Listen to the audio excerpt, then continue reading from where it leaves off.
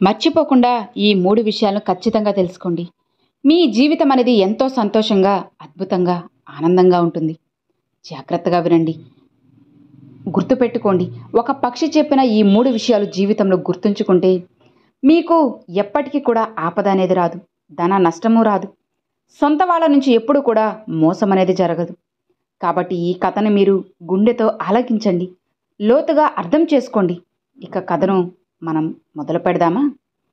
కానీ ఒక్క క్షణం గుర్తుపెట్టుకోండి. గరుడ పురాణంలో ఇలా కూడా చెబుతారు. ఒక కథ బోధను మధ్యలో వదిలేస్తే అది పాపంలోకి వస్తుందట. కాబట్టి ఈ కథను చివరి వరకు ఓపికగా, జాగ్రత్తగా వినండి. సనాతన ధర్మాన్ని పాటించే వాళ్ళైతే ఈ కథను మీరు అందరికీ కూడా షేర్ చేయండి. ఎందుకంటే ఇది ఎంతో మందికి కూడా ఎంతో నమ్మకాన్ని కలిగిస్తుంది. వాళ్ళ మనోధైర్యాన్ని కూడా పెంచుతుంది.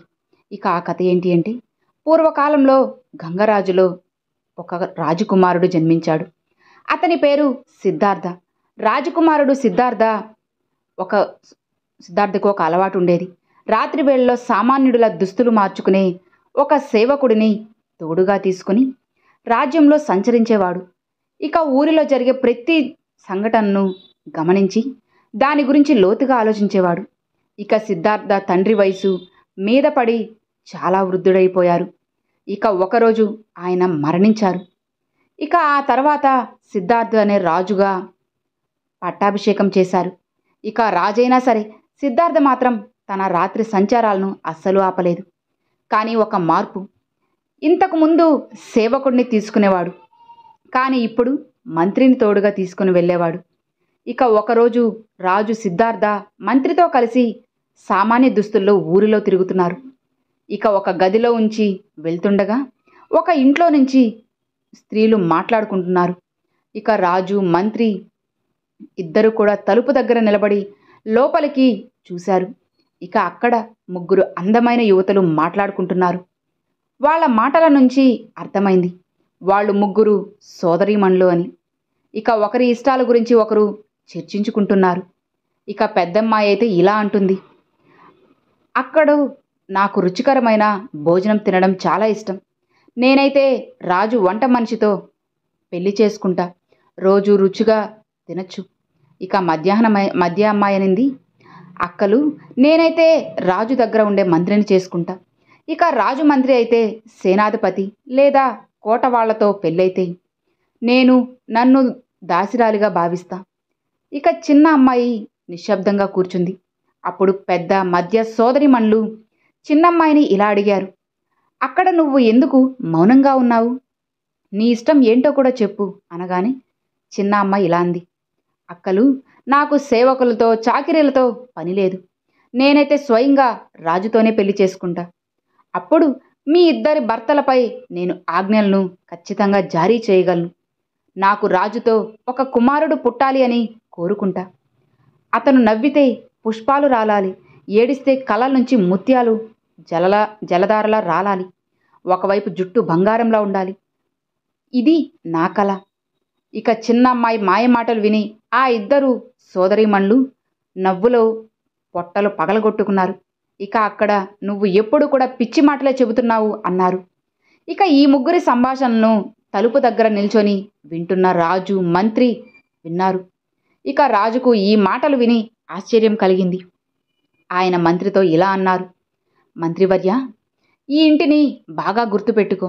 రేపు ఉదయం ఈ 3 సోదరీమణులను స్వయంగా రాజ్యసభలో పిలిపించు.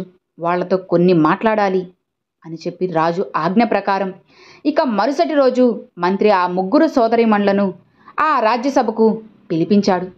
ఇక రాజు వాళ్ళకు చూశాడు. ఇక చిన్నమ్మాయి నేను రాజుతో పెళ్లి చేసుకుంటా అన్నది కదా, ఇక అందరికంటే అందమైన అమ్మాయి. ఆమె అందానికి రాజు మునిగిపోయాడు. ఇక రాజు వాళ్ళ 3 కూడా ఇలా అడిగాడు, నిన్న రాత్రి మీరు మీ ఇంట్లో ఏం మాట్లాడుకున్నారు? నిజం చెప్పండి అని చెప్పి మీ మాటలను నేనే స్వయంగా విన్నాను. తప్పుగా చెప్పారు అంటే రాజదండన ఖచ్చితంగా ఖాయం. ఇక ఆ స్త్రీల మాటలు గోప్యంగా ఉండాల్సినవే. ఇక రాజు ముందు ఎలా చెప్పగలరు? రాజు నిన్నటి మాటల గురించి అడగగానే వాళ్ళు సిగ్గుతో తల వంచుకున్నారు. ఇక లజ్జతో వాళ్ళ నోరు అనేటివి మోగబోయింది. రాజు అడిగినప్పుడు వాళ్ళు మాకు ఏమీ గుర్తులేదు, అసలు మేము ఏం మాట్లాడుకున్నామో మాకే తెలియదు అని చెప్పి అంటారు. ఇక రాజు ఇలా అన్నాడు, సరే అన్నీ వదిలేయండి, నిన్నటి మాటలను మళ్ళీ మీరు చెప్పుకోండి. మీ కోరికలను నెరవేర్చే ప్రయత్నం నేను ఖచ్చితంగా చేస్తాను. ఇలా బలవంతంగా చెప్పమనడంతో వాళ్ళు నిన్న రాత్రి మాట్లాడుకున్న విషయాలను రాజు ముందు చెప్పారు. ముగ్గురు మాటలు విని రాజు ఎంతో సంతోషించాడు. ఇక వెంటనే తన వంట మనిషిని రాజ్యసభకు పిలిపించాడు. ఇక పెద్దమ్మాయి చెయ్యి ఆ వంట మనిషి చేతిలో పెట్టి, ఇక నువ్వు దీని భర్తవు, నీవు దీనికి రోజు కూడా రుచికరమైన భోజనం వండి పెట్టాలి అని అంటాడు. ఇక ఆ తరువాత రాజు తన మంత్రిని పిలిపించి మధ్యనున్న అమ్మాయి చెయ్యి అతని చేతిలో పెట్టాడు. ఇక చిన్నమ్మాయితో ఇలా అన్నాడు, నువ్వు స్వయంగా రాజుతోనే పెళ్లి చేసుకోవాలనుకున్నావు కదా, నేను ఈ రాజ్యపు రాజును, నిన్ను నా భార్యగా నేను స్వీకరిస్తున్నాను. ఇక ఈ మాటలు విని చిన్నమ్మాయి ఆనందంతో పొంగిపోయింది. ఇక రాజు వెంటనే తన పెళ్లి ఏర్పాట్లు చేయమని ఆజ్ఞాపించారు. ఇక రాజు లేచి అక్కడి నుంచి వెళ్ళిపోయాడు. రాజు సేవకులు అంతా కూడా పెళ్లి సన్నాహాల్లో మునిగిపోయారు. ఇక ముగ్గురు సోదరిమణుల పెళ్లి ఏర్పాట్లు జోరుగా సాగాయి. చిన్నమ్మాయి పెళ్లి ఘనంగా రాజుతో జరిగింది. పెద్దమ్మాయి వంట మనిషితో, ఇక మధ్య అమ్మాయి మంత్రితో పెళ్లి చేసుకున్నారు. ముగ్గురు సోదరీమణులు తమ తమ భర్తలతో జీవనం అనేది సాగించారు. ఇక చిన్నమ్మాయిని రాణిగా రాజమందిరంలోకి తీసుకువెళ్లారు. ఈ దృశ్యం చూసిన పెద్ద మధ్య సోదరీమణులకు చిన్నమ్మాయి అదృష్టంపై ఈర్ష్య కలిగింది. ఇక వాళ్ళు కలిసినప్పుడల్లా ఇలానే ఆలోచించేవారు, అక్కడ చిన్నమ్మాయి నిజంగానే రాణి అయిపోయింది, మనం మన కోరికలు నెరవేరినా ఆమె సేవకులైపోయాం. ఇక ఈ చిన్నమ్మాయి ఏంటో అంత అందమైన అప్సరస, రాజు ఆమెను రాణిగా చేసుకున్నాడు. ఇక మధ్య అమ్మాయి ఇలా అంది, అక్క నాకు కూడా బాధగానే ఉంది, రాజు ఆమెలో ఏమి చూసి పెళ్లి చేసుకున్నాడు, మాటలు చెప్పడానికి ఏముంది, మనిషి ఎన్నో రకాలుగా ఆలోచిస్తాడు, నువ్వు రాణి కావడానికి అర్హురాలివి. ఇక చిన్నమ్మాయి కాదు, పెద్దమ్మాయి అంది, నాకు ఆశ్చర్యంగా ఉంది, రాజు బుద్ధికి అసలు ఏమైంది, ఆమెను ఎందుకు ఎంచుకున్నాడు, నువ్వు ఆమె కంటే 100 రెట్లు గొప్పదానివి. ఈ విధంగా ఆ ఇద్దరు ఒకరినొకరు ఓదార్చుకుంటూ ఒకరి గురించి మరొకరు చెడుగా మాట్లాడుకొని గుండెలను శాంతింపజేసుకునేవారు. ఇక కానీ కొన్నిసార్లు ఈర్ష్య అనేది అంతలా పెరిగిపోయేది. వాళ్ళ మనసులో ఇలాంటి ఆలోచనలు వచ్చేవి, మనం ఆమె పెద్ద సోదరిమణులమైన సేవకుల భార్యమల అయిపోయాం, ఆమె చిన్నదైనా మనపై ఆజ్ఞలు జారీ చేస్తుంది, ఇక మన భర్తలు ఆమెను ఒక్కసారిగానే ఆడుతుంటా ఉంటారు. ఇక ఆ మాటలు మాట్లాడుకుంటూ రాత్రింబవళ్ళు తమ గుండెలను కాల్చుకునేవారు. ఇక కొన్నిసార్లు ఆమెను అంతం చేయాలనో లేదా రాజు దృష్టిలో ఆమెను పడగొట్టాలనో ఆలోచిస్తూ ఉండేవారు. అప్పుడైతే తమ మనసుకి శాంతి దొరుకుతుంది అని భావించారు. ఇక రోజు ఈ దుర్మార్గపు ఆలోచనలో మునిగిపోయేవారు. చిన్నమ్మాయిని కలిసినప్పుడు తమ స్థాయిని మరిచి ఆమెను తక్కువ చేసేలా మాట్లాడేవారు. కానీ చిన్నమ్మాయి తన సోదరీమణులపై నిజమైన ప్రేమను చూపేది, ఇది అందరికీ తెలుసు. ఇక ఆ ఇద్దరు సేవకుల భార్యలు ఈమె రాణి అని కొన్ని నెలల తర్వాత రాణికి గర్భం సిద్ధించింది. ఇక ఈ వార్త విని రాజు ఎంతో ఆనందించాడు. ఇదే సమయంలో చిన్నమ్మాయిని కలవడానికి ఇద్దరు సోదరిమణులు కూడా రాజ్యంలోకి వచ్చారు. ఇక అక్కలు, నేను తల్లి కాబోతున్నానని తెలిసి చాలా సంతోషం, ఇక నీ బిడ్డ పుట్టే వరకు మేమిద్దరం నీ సంరక్షణ చూస్తాం అని చెప్పి అంటారు. ఇక రాణి ఇలా అంది, ఇంతకంటే గొప్ప విషయం నాకు ఏముంటుంది చెప్పండి, మీరు నా పెద్ద సోదరిమణులు, నా తల్లి లాంటి వారు, మీకంటే నన్ను జాగ్రత్తగా ఎవరు చూడలేరు. ఇక మీ భర్తల ద్వారా ఈ విషయాన్ని రాజు ముందు పెట్టండి, ఇక ఆయన అంగీకరిస్తారని ఆశిస్తున్నాను. ఇక వాళ్ళు తమ భర్తల ద్వారా రాజుకి విన్నవించారు. ఇక రాజు కూడా సరే అని అంటారు. ఈ విషయాన్ని రాణితో చర్చించి చెబుతాను అని చెప్పి అంటాడు. ఇక రాణిని అడిగితే ఆమె సంతోషంగా అంగీకరిస్తుంది. ఇక రాజు ఆ ఇద్దరు సోదరీమణులకు రాణి దగ్గర ఉండే ఆమె సంరక్షణ చూడడానికి అనుమతినిచ్చారు. ఇక వాళ్ళు రాణి దగ్గరికి రాజమండ్రిలో ఉండడం మొదలుపెట్టారు. ఇక ఇప్పుడు వాళ్ళ దుష్టబుద్ధిని చూపించడానికి పూర్తి అవకాశం దొరికింది. ఇక రాణికి బిడ్డ పుట్టే సమయం అనేది దగ్గర పడింది. వాళ్ళు అక్కడ ఉన్న దాసీలను అందరినీ కూడా తొలగించారు. రాణి ఒక అందమైన కుమారుడికి జన్మనిచ్చింది. ఆ బిడ్డను చూసిన ఆ ఇద్దరు సోదరీమణుల ఈర్ష్య అనేది 4 రెట్లు పెరిగింది. ఇక రహస్యంగా ఆ బిడ్డను రాజమందిరం బయటకు తీసుకెళ్ళి ఒక గుడ్డలో చుట్టివేసి చెక్క సంతకంలో పెట్టి నదిలో వదిలేశారు. ఇక ఆ తర్వాత ఒక చనిపోయిన కుక్క పిల్లను తెచ్చి రాణి పక్కన పెట్టారు. ఇక రాజమండ్రిలోని దాసీలకు రాణి ఒక చనిపోయిన కుక్క పిల్లకు జన్మనిచ్చింది అని చెప్పారు. ఇక ఈ వార్త విని అందరూ కూడా ఆశ్చర్యపోయారు.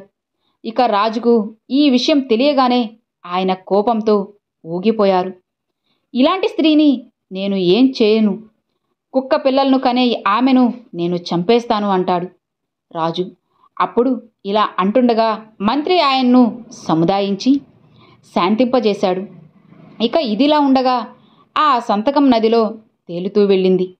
ఇక ఆ నది రాజు తోట గుండె ప్రవహించే తోట. సంరక్షణ కోసం నియమించిన సైనికుడి ఇల్లు నది ఒడ్డున ఉండేది. ఇక అతను నదిలో తేలుతున్న చెక్కను చూసి బయటకు తీశాడు. ఇక సంతకం తెరిచి చూస్తే ఒక అత్యంత అద్భుతమైన అందమైన తేజస్సు గల బాలుడిని పడుకొని ఉన్నాడు. ఆ బిడ్డను చూసి సైనికుడు ఆశ్చర్యపోయాడు. ఇక ఈ బిడ్డను నదిలో ఎవరు వదిలారు అని చెప్పి ఆలోచించాడు. అతనికి సంతానం లేదు కదా, కాబట్టి ఎక్కువ ఆలోచించకుండా ఆ బిడ్డను తీసుకొని తన భార్య దగ్గరకు వెళ్ళాడు. ఇక పుణ్యవతి, ఈరోజు దేవుడు మనకి ఒక బిడ్డను ఇచ్చాడు అని అంటారు. ఇక ఆ బిడ్డను చూసి సైనికుడి భార్య ఆనందంతో పొంగిపోయింది. ఇక ఆ రోజు నుంచి ఎవ్వరితోనూ కూడా చర్చించకుండా ఆమె ఆ బిడ్డను తన సొంత సంతానంలా పెంచడం మొదలు పెడుతుంది. ఇక ఇలా 1 సంవత్సరం అనేది గడిచిపోయింది. ఇక మరుసటి సంవత్సరం రాణి మళ్ళీ కూడా ఒక కుమారుడికి జన్మనిచ్చింది. ఇక ఈసారి కూడా ఈ సోదరీమణులు అదే దుష్టతనం చేశారు. ఆ బిడ్డను బయటకు తీసుకువెళ్ళి నదిలో వదిలేశారు. రాణి పక్కన ఒక చనిపోయిన పిల్లి బిడ్డను పెట్టారు. ఇక ఆ పిల్లిని చూసిన రాజు కోపం 7వ ఆకాశానికి ఎగిరింది. ఇక రాజమండ్రిలో మళ్ళీ శోకం నెలకొంది. రాజు ఈసారి రాణిని చంపాలనుకున్నాడు. కానీ మంత్రి రాజు తీవ్ర కోపాన్ని చూసి మళ్ళీ కూడా సముదాయించి రాణిని కాపాడారు. ఇక ఇప్పుడు రాజు రాజమండ్రిలోని వారి దృష్టిలో వారి పట్ల గౌరవం అనేది క్రమంగా తగ్గిపోతుంది. ఈసారి నదిలో వదిలిన బిడ్డ కూడా అదే సైనికుడి చేతికి దొరుకుతుంది. ఇక అతను ఆ 2వ బిడ్డను కూడా తన భార్యకు ఇచ్చాడు. ఇక ఆమె ఆ బిడ్డను కూడా తన సొంత సంతానంలో పెంచడం మొదలు పెడుతుంది. ఇక కొన్ని రోజుల తరువాత రాణి మళ్ళీ ఒక బిడ్డకు జన్మనిచ్చింది. ఇక ఈసారి ఆమె ఒక కుమార్తెను కనింది. కానీ రాణి దుష్ట సోదరీమణులు ఆ కుమార్తెను కూడా మునుపటిలానే నదిలో వదిలేశారు. ఇక ఆ కుమార్తె కూడా అదే సైనికుడి చేతికి చిక్కింది. ఇక అతను ఆ బిడ్డను కూడా తన కుమార్తెలా పెంచడం మొదలుపెట్టారు. ఇక ఇదిలా ఉంటే ఈసారి మాత్రం రాజు తన కోపాన్ని అస్సలు అదుపు చేసుకోలేకపోయాడు. ఎందుకంటే రాణి సోదరీమణులు రాణి పక్కన ఒక చనిపోయిన ఎలుకను పెట్టారు. ఇక రాజు ఆలోచనలో పడిపోయాడు. అసలు ఈ రాణి వల్ల మా రాజ్యంలో అంత అవమానం జరుగుతుంది. అందరూ రాణి కుక్క పిల్లలు కంటుంది అని అంటున్నారు. ఏదో ఒకలా కళంకిని మా ఇంటికి వచ్చింది. ఇక ఆమెను వదిలిపెట్టను. రాజు ఉద్దేశాన్ని గ్రహించిన మంత్రి మాత్రం చేతులు జోడించి విన్నవించి రాణిని చంపడం నుంచి కాపాడాడు. ఇక మంత్రి ఇలా అన్నాడు, మహారాజా, ఇందులో రాణి తప్పు ఏముంది చెప్పండి. ఆమెను చంపినా మీ ఇంట్లో కుమారుడు కుమార్తె పుట్టరు కదా. రాణిని చంపడం కంటే ఆమె దగ్గరకు వెళ్ళడమే మానేయండి, మంచిది. ఇక రాజు, మంత్రి, నువ్వు చెప్పినట్లుగానే చేస్తాను. రాణిని చంపను, కానీ ఆమెకు శిక్ష విధిస్తాను. ఇక ఆ శిక్ష మరణదండన కంటే ఖచ్చితమైనదిగా ఉంటుంది అని చెప్పగానే, ఈసారి నీ మాటలను వినురాజు. ఒక చౌరస్తాలో జైలు లాంటి ఒక మందిరాన్ని నిర్మించాడు. ఇక దానిలో ఒక చెక్క పంజరం అనేది ఉంచాడు. ఇక ఆ పంజరంలో రాణిని బంధించాడు. ఇక రాజు ఆజ్ఞ జారీ చేశాడు. ఈ చౌరస్తా గుండా వెళ్ళే ప్రతి వ్యక్తి రాణిపై ఉమ్మివేయాలి. ఎవరైనా అలా చేయకపోతే రాణికి ఇచ్చిన శిక్షను వాళ్లకు కూడా విధిస్తాను. ఇక ఈ ఆజ్ఞ మంత్రికి చాలా బాధ కలిగించింది. అతను ఇలా ఆలోచించాడు, ఈ శిక్షకు అర్హులు రాణి సోదరీమణులు.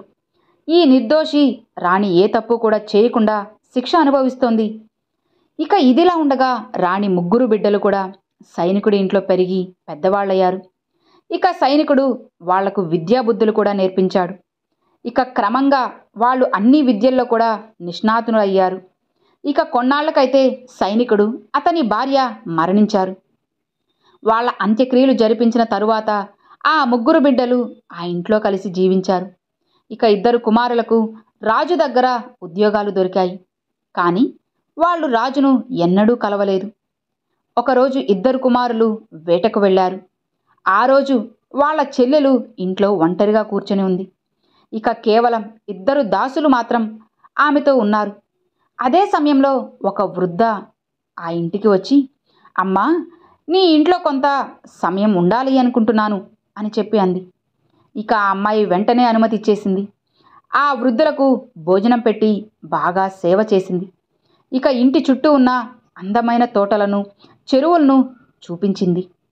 ఇక ఆ అందమైన వాతావరణం చూసి వృద్ధురాల యొక్క గుండె ఆనందంతో నిండిపోయింది. అమ్మాయి అడిగింది, అమ్మా, నా మందిరం తోట గురించి నీ అభిప్రాయం ఏంటి? ఇంకా ఏదైనా లోపం ఉందా అనగానే వృద్ధమై ఇలా అంది, అమ్మా, ఈ ప్రశ్న నన్ను అడగద్దు. నేను చెప్పినా సరే నువ్వు ఈ వృద్ధ మనమందరంలో తోటలు లోపాలు చెబుతోంది అని అనుకుంటావు. ఇక అమ్మాయి ఒప్పించి, నేను అలా అనుకోనండి, నీకు ఏ లోపం కనిపిస్తే ఖచ్చితంగా చెప్పండి, నేను దాన్ని సరిచేయడానికి ప్రయత్నిస్తాను అని చెప్పి అంది. ఇక అప్పుడు వృద్ధమై ఇలా అంది, అమ్మా, నువ్వు చేసినవన్నీ కూడా బాగున్నాయి. కానీ 3 వస్తువులు ఇక్కడ ఉంటే నీ తోట అనేది ప్రపంచంలో అత్యంత అందమైనదిగా మారుతుంది. కానీ అవి పొందడం చాలా కష్టం. ఇక ఈ 3 వస్తువులు ఏంటో తెలుసా? శ్రద్ధగా విను. మొదటిది మనుషులు మాట్లాడే ఒక కోయిల. అది పాడినప్పుడు 100,000 పక్షులు దాని చుట్టూ చేరి దాని స్వరంతో స్వరం కలుపుతాయి. ఇక రెండవది ఒక పాడే చెట్టు. దాని ఆకులు మందంగానూ ఉంటాయి. గాలి వీచినప్పుడు ఆకులు ఒకదానినొకటి రాసుకుంటే మధురమైన సంగీతం అనేది వినిపిస్తుంది. ఇక ఆ సంగీతాన్ని విన్నవాడు మైమరిచిపోతాడు. ఇక మూడోది బంగారు నీరు. దాని యొక్క చుక్కని ఏ పాత్రలో వేసినా సరే ఆ పాత్ర నిండిపోతుంది. ఆ తర్వాత ఒక జలధారలా ఎగిసి పడుతుంది. అది ఎప్పటికీ కూడా అస్సలు ఆగదు. ఎందుకంటే ఆ నీరు మళ్ళీ అదే పాత్రలో ఉంటుంది. వృద్ధ మాటలు విని అమ్మాయి, అమ్మా, ఈ వస్తువుల గురించి నీకు ఇంత వివరంగా తెలిస్తే అవి ఎక్కడ దొరుకుతాయో కూడా మీరే చెప్పండి, నాకు చెప్పండి, నేను వాటిని సంపాదించడానికి ఖచ్చితంగా ప్రయత్నిస్తాను అని అంటుంది.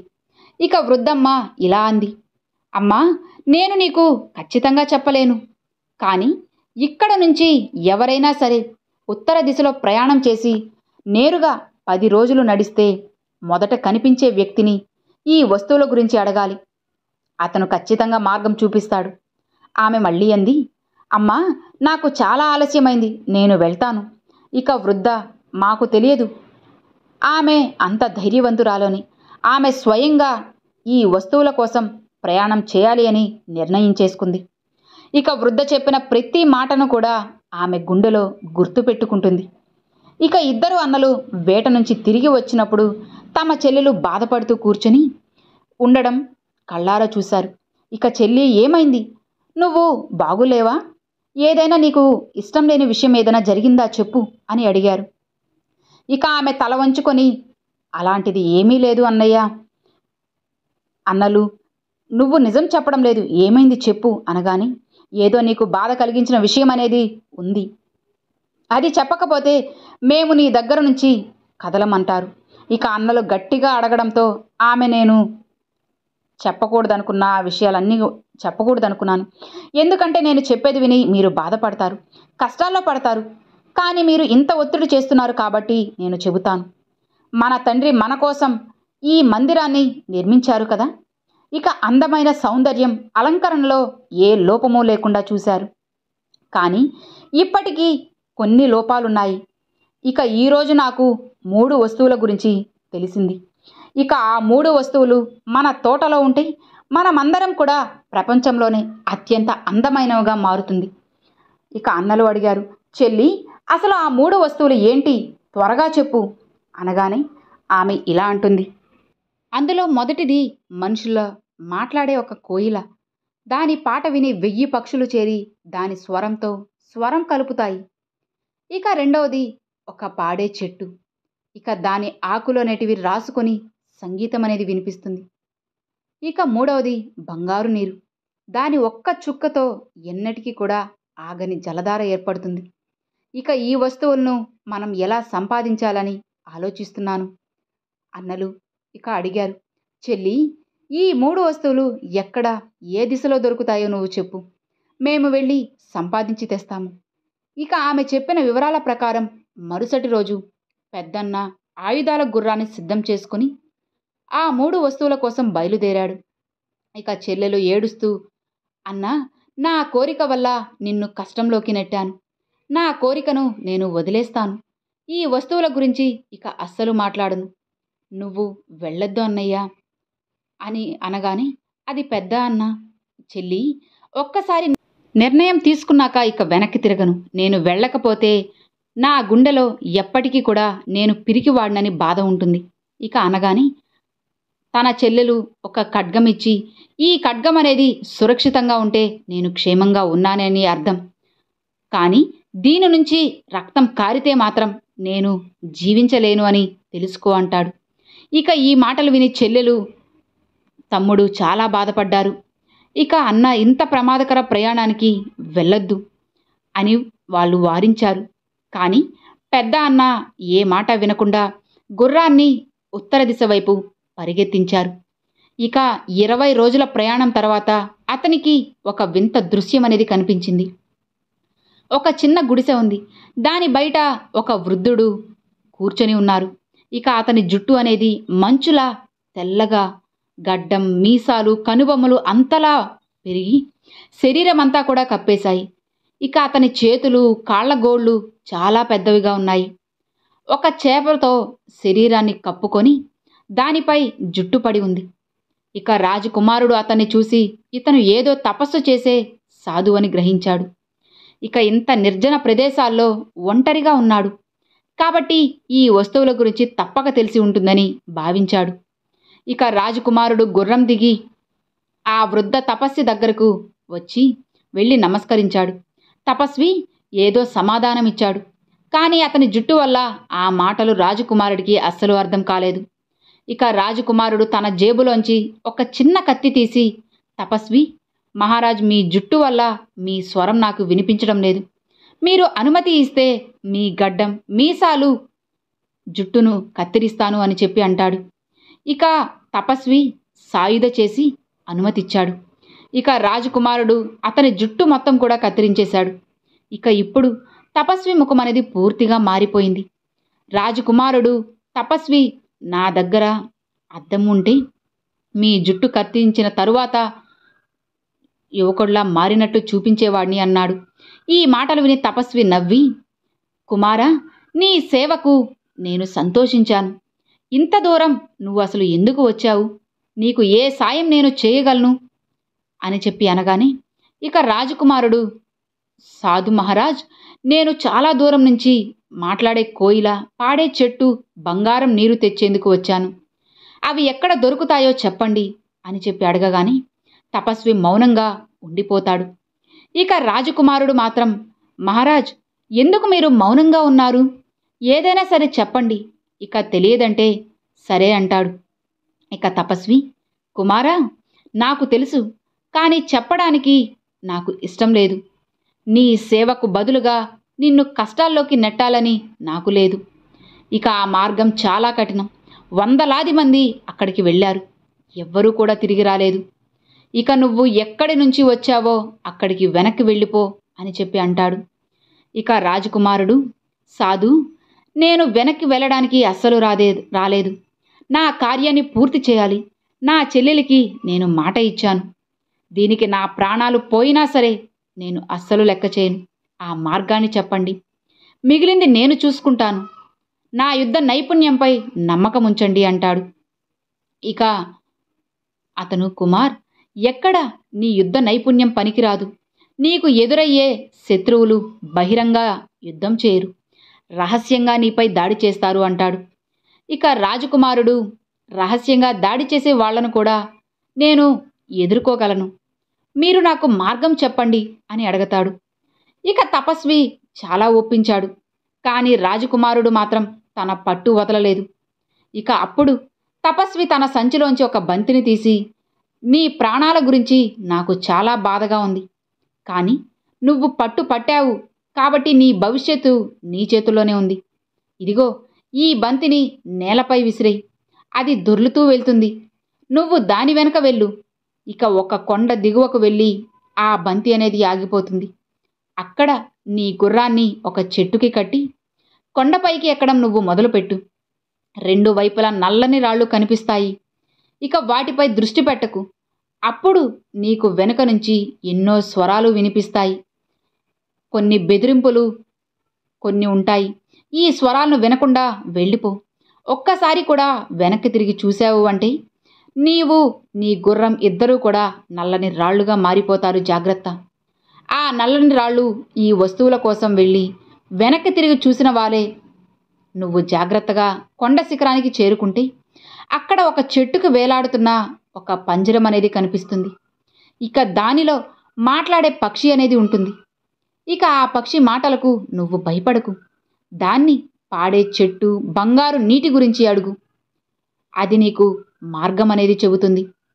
ఇక ఈ వస్తువుని నువ్వు పొందిన తరువాత నీ మార్గాల్లో ఎలాంటి ప్రమాదము ఉండదు. కుమారా, నేను నీకు ఇవన్నీ చెప్పాను, కానీ ఇప్పటికీ నీవు వెనక్కి వెళ్ళిపోమని చెబుతున్నాను. నీవు అక్కడికి చేరుకోకముందే నల్లని రాయిలా మారిపోతావని నాకు స్పష్టంగా కనిపిస్తుంది.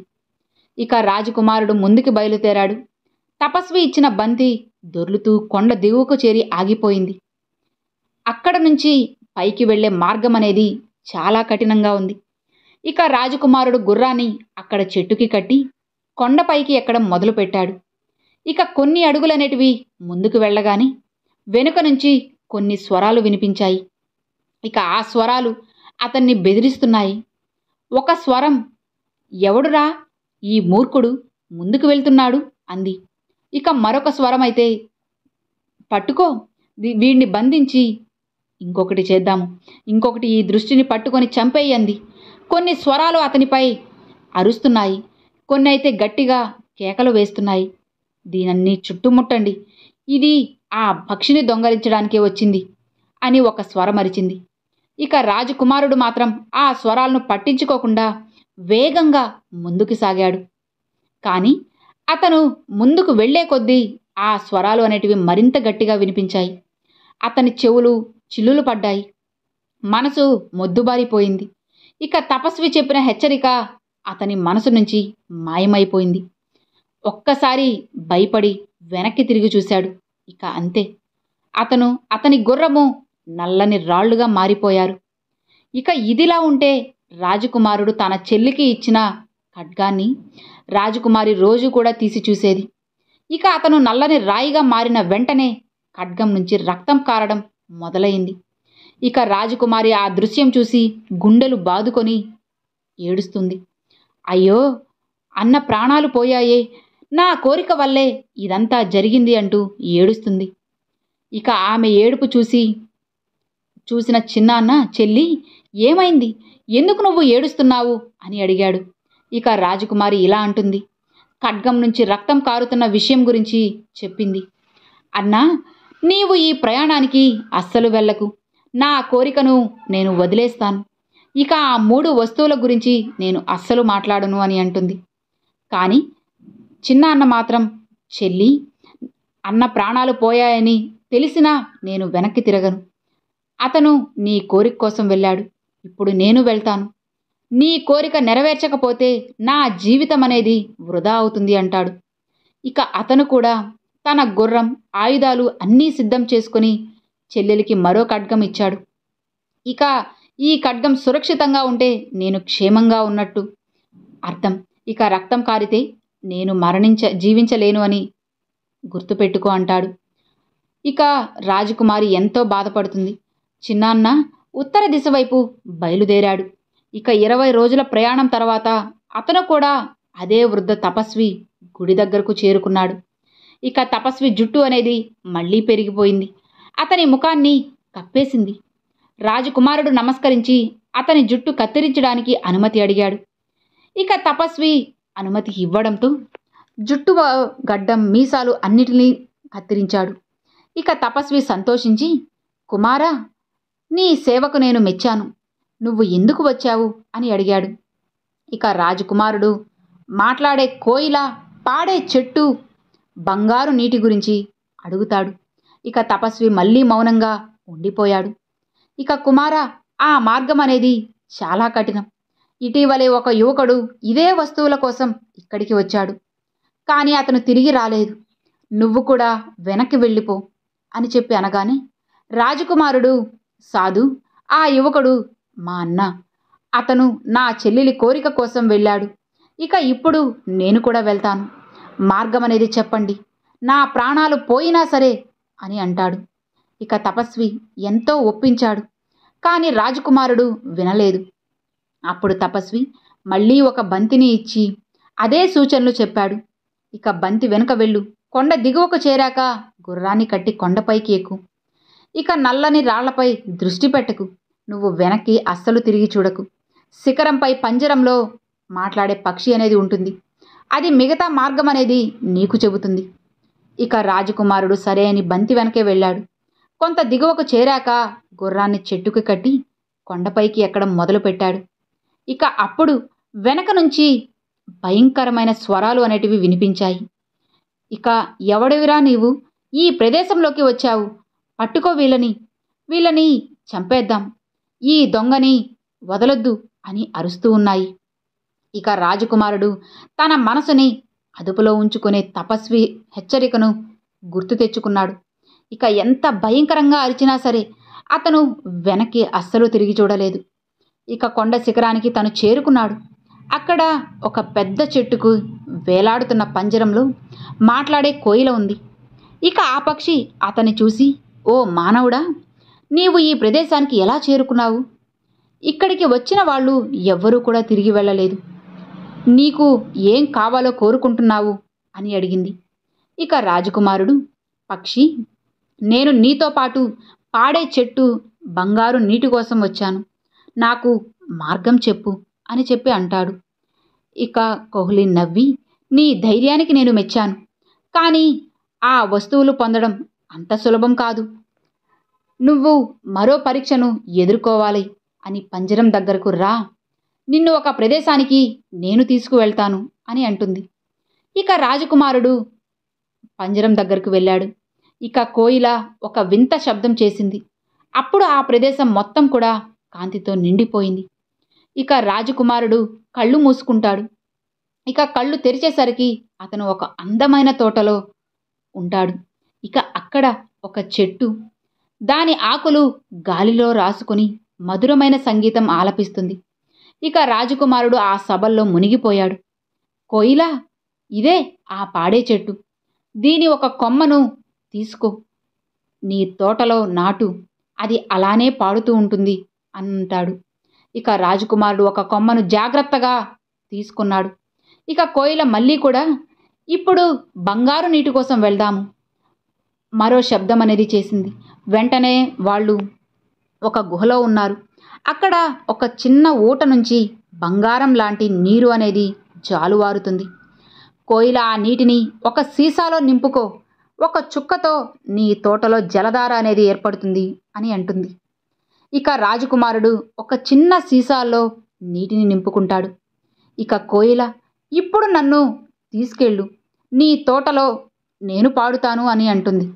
ఇక రాజకుమారుడు పంజరాన్ని తీసుకొని కోయిలతో, నీవు ఇంత సహాయం చేశావు, నీకు ఏమివ్వాలి అని అడుగుతాడు.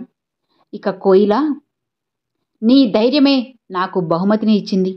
నీ తోటలో నేను స్వేచ్ఛగా పాడుతాను అని అంటుంది. ఇక రాజకుమారుడు 3 వస్తువులతో తిరిగి కొండ దిగువకు చేరుకున్నాడు.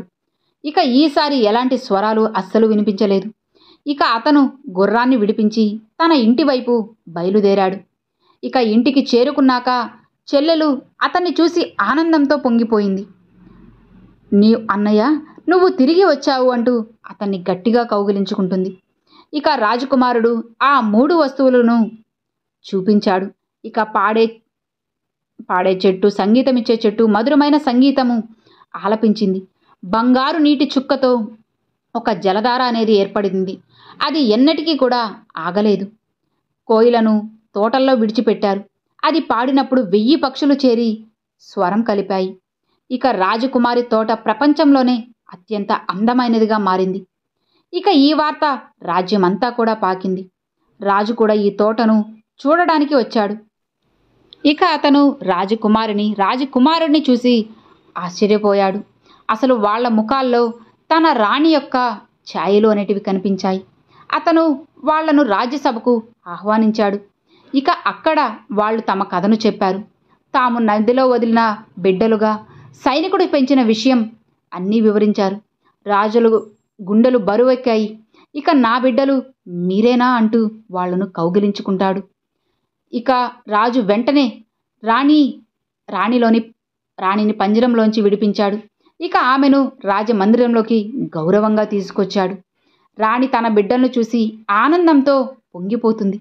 ఇక రాజు మంత్రిని పిలిచి రాణి సోదరీమణులను రాజ్యసభకు తీసుకురమ్మని ఆజ్ఞాపించాడు. ఇక వాళ్ళు రాజ్యసభలో నిలబడ్డారు. తరువాత రాజు, మీరు నా బిడ్డను నదిలో వదిలేశారు, రాణిని అవమానించారు. ఇక ఇప్పుడు మీ శిక్ష ఏంటో చెప్పండి అని అంటాడు. ఇక రాణి సోదరీమణులు సిగ్గుతో తల వంచుకుంటారు. వాళ్ళు, మహారాజా, మమ్మల్ని క్షమించండి, ఈర్ష్య వల్ల మేము ఇలా చేశాం అని చెప్పి వేడుకుంటారు. ఇక రాణి ముందుకు వచ్చి, మహారాజా, వీళ్ళు నా సోదరీమణులు, వీళ్ళని క్షమించండి. నా బిడ్డలు నాకు తిరిగి వచ్చేశారు కదా, నాకు ఇంతకంటే గొప్ప ఆనందమే ఇంకేమున్నది చెప్పండి. ఇక రాజు రాణి ఓ దారికి మెచ్చి సోదరీమణులను క్షమించాడు. కానీ వాళ్లను రాజమండ్రి నుంచి బహిష్కరించాడు. ఇక రాజకుమారి రాజ్యంలో గౌరవప్రదమైన స్థానాలు పొందారు. ఇక రాజు రాణి తమ బిడ్డలతో సంతోషంగా జీవించారు. ఇక రాజకుమారి తోట రాజుల్లో ఒక పవిత్ర స్థలంగా మారింది.